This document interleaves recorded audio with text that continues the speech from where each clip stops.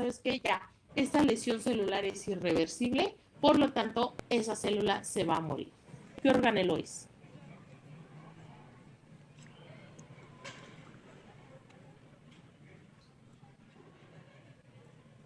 ¿Nadie? ¿Lo puede volver a repetir? Es que el audio se corta mucho, profe. Se corta mucho, estoy aquí en mi casa con el wifi de aquí. Sí, solo Solo que es que nosotros estamos en la escuela, entonces por eso está un poquito feo el internet. Ok, pues no les voy a repetir todo. ¿Qué parte quieres que te repita específicamente? Porque no voy a estar hablando, diciéndolo y les voy a estar repitiendo todo varias veces. No, de la pregunta que hizo. ¿Cuál es el organelo que se daña en el cual hace que la lesión sea irreversible? Doctora, ¿sería retículo endoplasmático rugoso? No. ¿Mitocondria? ¿Mitocondria? La mitocondria, ¿por qué? Por la producción de energía. Por la producción de energía. En el momento en que dañamos esa mitocondria, la célula va a morir. ¿Sale? La célula va a morir.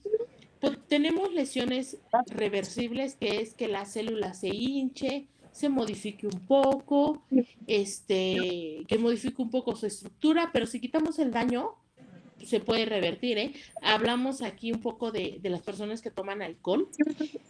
Dañamos a los hepatocitos, ¿sale? Estamos dañando a los hepatocitos.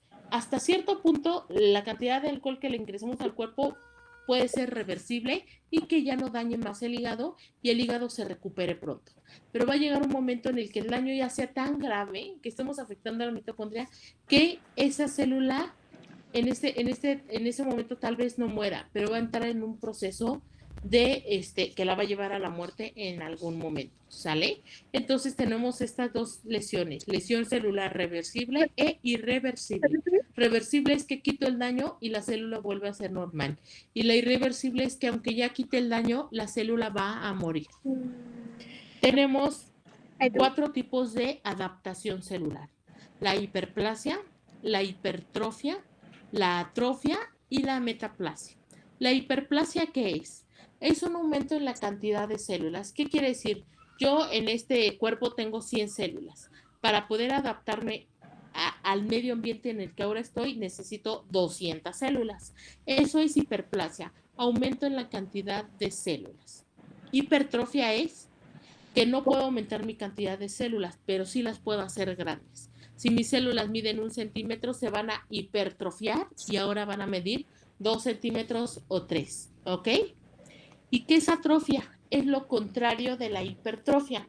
En la atrofia, la célula, en vez de medir ahora 1 centímetro, la célula mide medio centímetro, ¿ok?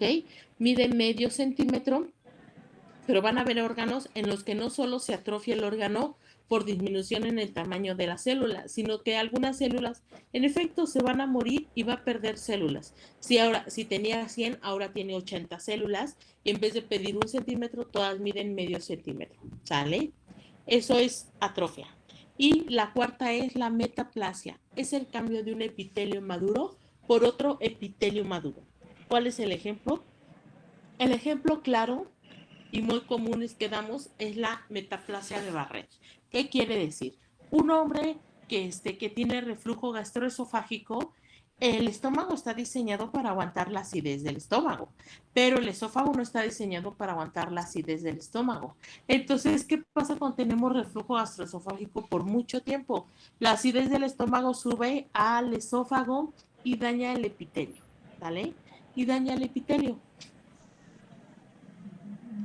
Este epitelio dañado necesita mutarse y necesita cambiar física y estructuralmente. ¿Para qué? Para aguantar esa cantidad de ácido que está subiendo. Lo que está haciendo la célula es adaptarse para no morir. Ok, si viene mucho ácido y me está dañando hoy, yo tengo que cambiar, tengo que mutar para tolerar ese ácido que está llegando. Si yo no me adapto, voy a morir. Entonces, la metaplasia es el cambio de un epitelio maduro por un epitelio maduro. Tenemos ejemplos de la hiperplasia, que es el aumento en la cantidad del número de células en la hiperplasia endometrial. La hiperplasia endometrial El endometrio, recuerden que es el revestimiento de la cavidad uterina, la cual el endometrio es el que se despeña en cada periodo menstrual. Pongamos que ese endometrio mide alrededor de 1 centímetro de espesor antes de desprenderse. Podríamos decir que ese endometrio hiperplásico mide 2 o 3 centímetros de espesor, ¿ok? Entonces a eso le estamos llamando hiperplasia endometrial. Y este es un ejemplo de la hiperplasia. Un ejemplo de la hipertrofia va a ser la hipertrofia cardíaca o la hipertrofia del músculo estriado. ¿Qué pasa con este músculo estriado? ¿Qué le pasa a los caballeros cuando van al gym? ¿Se atrofian? Sí, ¿Qué le pasa? ¿Se hace grande? ¿Por qué se hace grande? No, pues sí es hipertrofia. Se hipertrofia. No aumenta el corazón, o el músculo estriado del músculo de los brazos, ejemplo, no aumenta en cantidad, pero aumenta en volumen. Entonces las células de esa persona, en vez de medir 1 centímetro, van a medir 2 centímetros. Entonces se le hacen unos brazos enormes, ¿sale? Entonces el corazón no se puede duplicar las células miocárdicas, entonces por eso el corazón entra en el corazón entra en hipertrofia, al igual que el músculo, ¿sale? El ejemplo de la atrofia, pues ya sabemos, órgano que no se utiliza se atrofia. Ocurre, un ejemplo muy claro es en los caballeros, Un ejemplo muy claro de la atrofia es en las personas en silla de ruedas, que cuando la persona está en silla de ruedas al inicio sus piernas son de las mismas características que su cuerpo. Conforme van pasando el tiempo, las piernas se van haciendo chiquitas, chiquitas, chiquitas. ¿Por qué? Porque disminuye la cantidad de células y el volumen de estas células. ¿Por qué nos puede dar atrofia? Por muchísimas características o por muchísimas causas. Por el desuso, por lesiones a nivel de la columna vertebral y que nos produce una denervación, falta de hormonas tróficas, malnutrición e isquemia.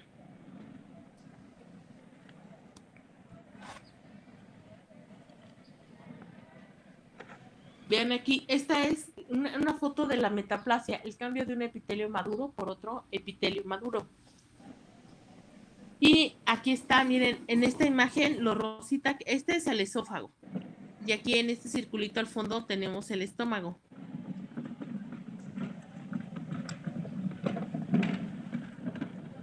Esto que está aquí. Entonces, al subir la acidez hacia esta parte, va a producir estas lengüetas, que va a ser en donde ya hubo metaplasia. Se cambió el epitelio maduro del esófago por epitelio maduro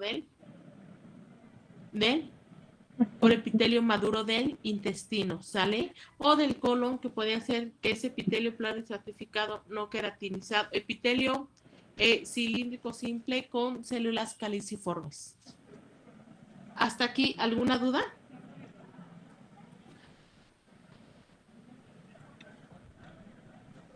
No, doctora. No, ninguna. Ok, un segundo.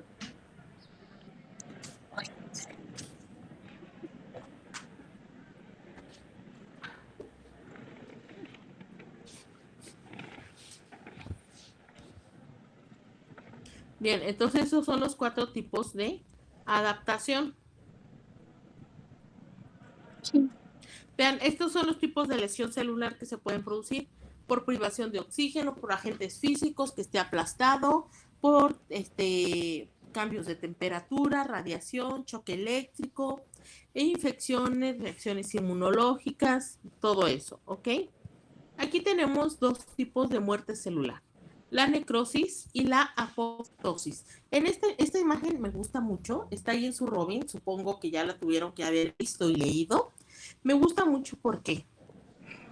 Porque aquí vamos a tener que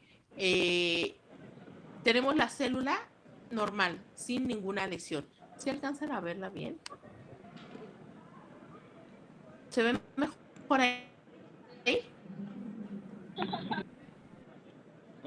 No sé, se Un está poquito como borroso. borrosa.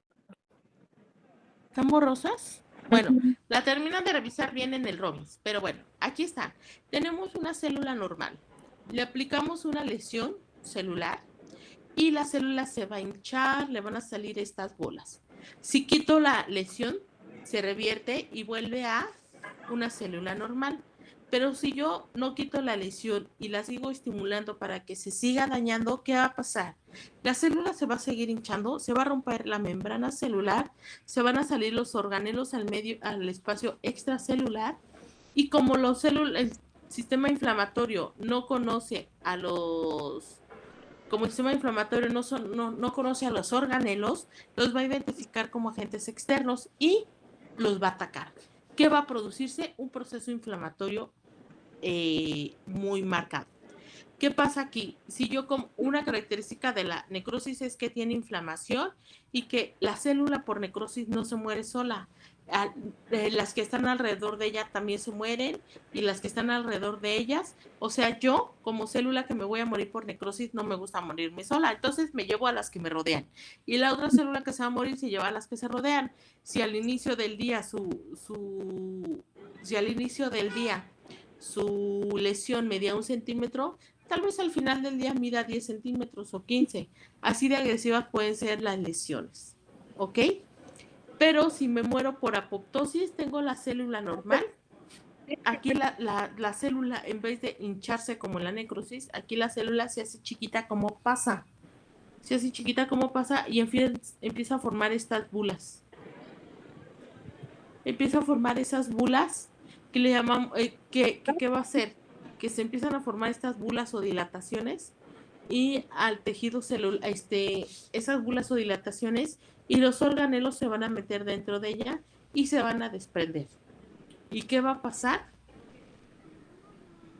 Que cada organelo va a ir rodeado de membrana celular, entonces el sistema inflamatorio, por más que la quiera tocar, no lo va a poder hacer.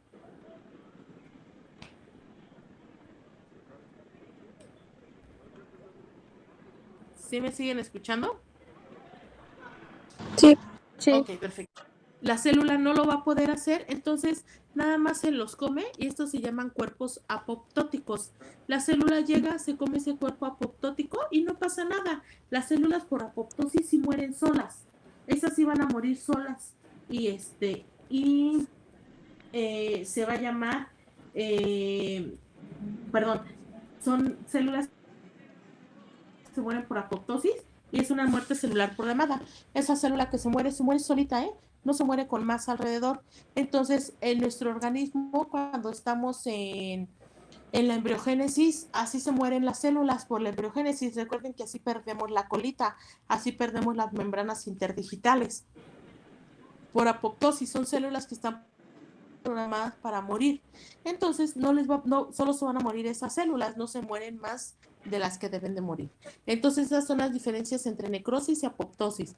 La necrosis se mueren más células de las que se tendría que morir, o sea, se dañan contiguas, se mueren las células contiguas, produce un proceso inflamatorio. Y en la apoptosis no produce proceso inflamatorio y solo se muere una célula. Estos son los mecanismos de lesionar a una célula. Bioquímicos intracelulares por disminución en la producción de ATP, por daño mitocondrial, que comentamos, la célula y pérdida de acumulación de radicales libres derivados del oxígeno.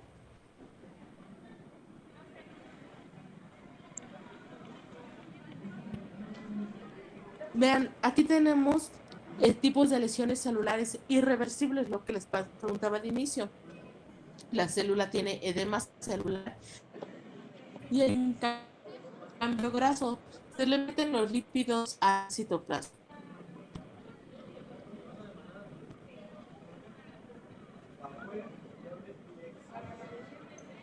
En la lesión celular irreversible va a haber incapacidad para revertir la disfunción de la mitocondria, por lo cual no vamos a tener ATP para seguir laborando. Se va a desarrollar intensos trastornos en la función de la membrana y las célula va a morir.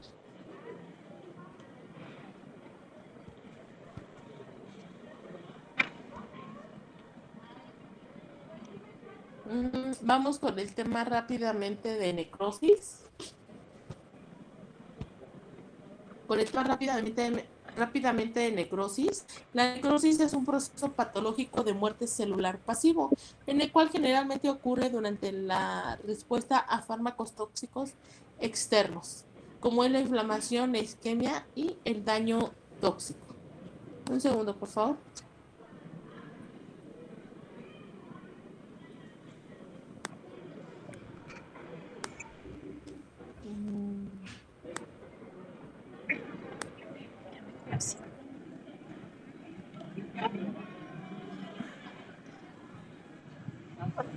Es que se me durmió.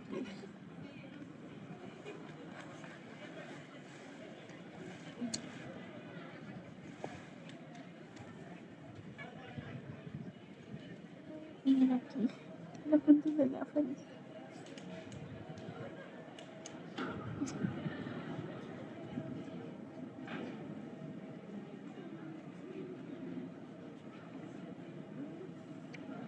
Ay, creo que me voy a tener que acostar.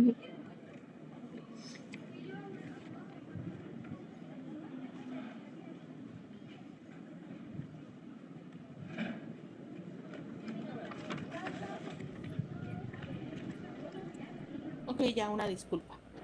Bien. Entonces, la necrosis es un proceso patológico de muerte celular en el cual, bueno, la célula va a ser dañada por múltiples causas. Tenemos que durante la necrosis ocurren tres tipos de cambio del núcleo. Se le llama pignosis, cariorexis y cariólisis. ¿A qué nos estamos refiriendo con esto? Vean aquí. En esta imagen tenemos todo. Esta es una célula normal.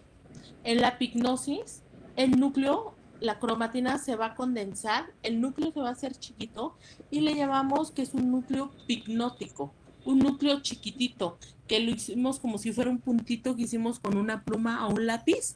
Eso es un núcleo pignótico. Un núcleo con cariorexis es un núcleo que se fragmenta el núcleo, ¿sale? El núcleo se fragmenta, es una cariorexis y quedan en varios fragmentos. Y el cuarto es la cariólisis. Es la cariólisis en la cual el núcleo desaparece, ¿sale? En la cual el núcleo va a desaparecer. Vean, en esta imagen tenemos la pignosis, en la cual el núcleo se hace chiquito y se condensa. Y se va a ver, se condensa y se va a ver muy chiquito.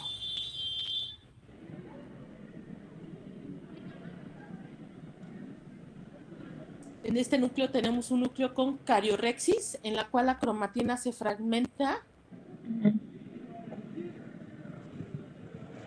en el cual la cromatina se va a fragmentar en múltiples pedacitos.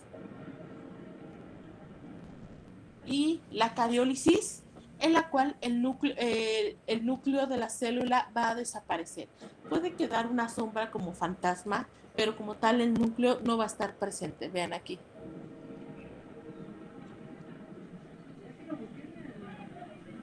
¿Ok?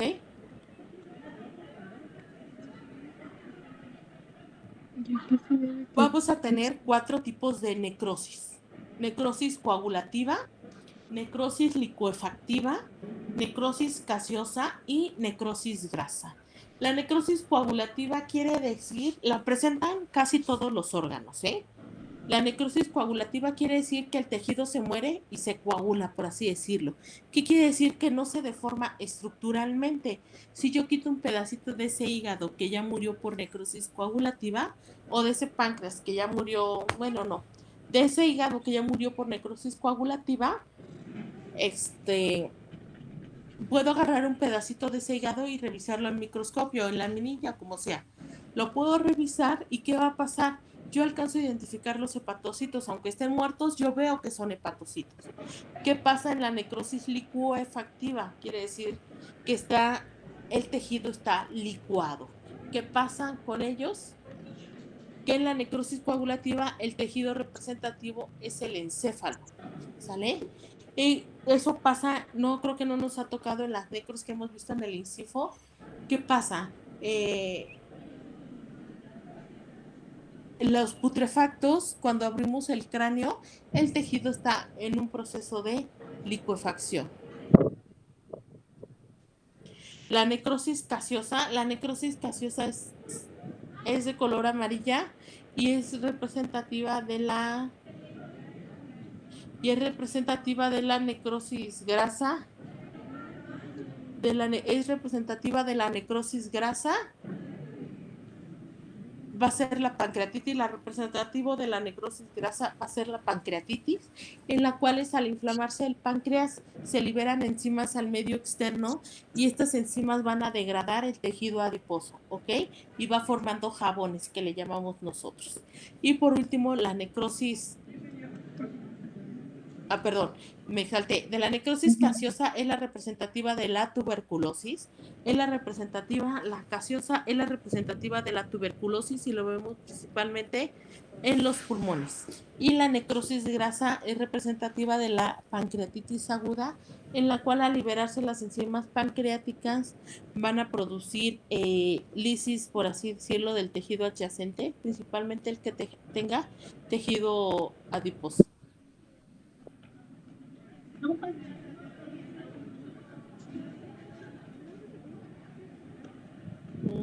¿Vamos bien hasta aquí? ¿Alguna duda? ¿No? ¿Me podría explicar otra vez lo de necrosis licuefactiva? Ajá, en la necrosis licuefactiva va a ser representativa del encéfalo. ¿Qué pasa aquí? Las enzimas o las proteínas que mantienen unidas a las células se lisan o se pierden. ¿Y qué pasa? Las células se desprenden, ¿sale?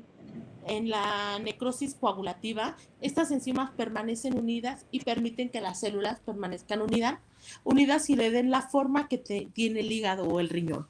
Pero ¿qué pasa en la licuefactiva? Esa está principalmente en el encéfalo y se comenta que hay pequeñas bacterias. Estas bacterias van a producir que se rompan los enlaces o las uniones entre cada célula y se desprendan. Entonces, cuando yo lo veo al microscopio, solo es un manchón rosa de tejido, Una mancha rosa. Es una mancha rosa de tejido sin identificar cuál es, ¿sale? Necrosis caseosa por tuberculosis y necrosis grasa por pancreatitis. Vean aquí, esta es la necrosis coagulativa. Se muere el tejido, pero sigue conservando su forma. Vean al microscopio, se muere el tejido, pero sigue conservando su forma. En el corazón,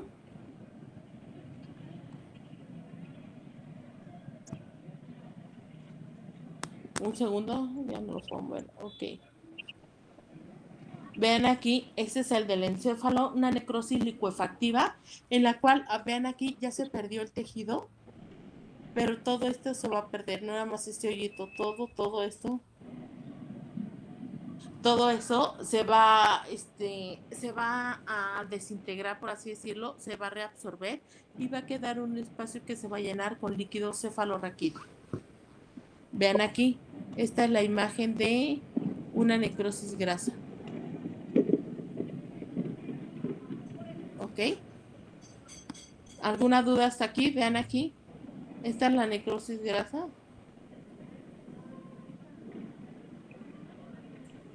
Esta es la necrosis caseosa, que es por la tuberculosis. Y esta es la necrosis, esta también es la necrosis caseosa que se da en la tuberculosis. Y ven, aquí tenemos la pancreatitis que va a ser la necrosis Ah, sí. la necrosis de tejido adiposo. ¿Sale? ¿Vamos bien hasta aquí? Ya solo nos falta una diapositiva y es esta. Para la apoptosis necesitamos una enzima que va a activar el sistema de apoptosis. Esta enzima va a pertenecer a los miembros de una familia de proteasas que conocemos como cisteínas, denominadas caspasas. Para que el proceso de apoptosis se lleve a cabo, necesitamos las caspasas. ¿Ok? ¿Alguna duda hasta aquí? No, doctora. ¿No? Me fui un poquito rápido para que dejáramos los conceptos ahorita más importantes para su examen de mañana. ¿Alguna duda, doctores?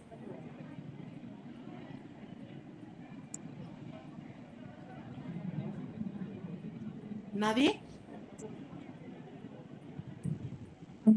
¿Seguros? ¿Arturo? ¿Sí estás, Arturo? ¿No? ¿Andrea? Esos son de mis compañeras, profa. No, Ok. ninguna, profa. Sí, no tenemos ninguna duda, doctora. Ok, bien. Entonces, si nadie tiene dudas, hasta aquí vamos a dejar la clase. Era el tema que nos faltaba por ver para su examen de mañana. Entonces, el examen lo dejamos para mañana a las 9 de la noche. Y me avisan por favor a las 8 y sin ningún problema para que yo les mande el link. ¿Ok? Sí, doctora. Dale, entonces Sí, si no doctora. tenemos ninguna Sí, doctora, duda, por gracias. favor estudien para la siguiente semana. Estudien para la siguiente semana el tema 4 que es inflamación. Vale. ¿Ok? Sí, Vale. doctora. Muy bien, doctores. Estudien mucho, por favor, para su examen y nos vemos mañana. ¿Cuántas preguntas son? Disculpe. 20. Ah, ok. ¿Vale? Vale. Vale. Bye. Bye, muchas gracias.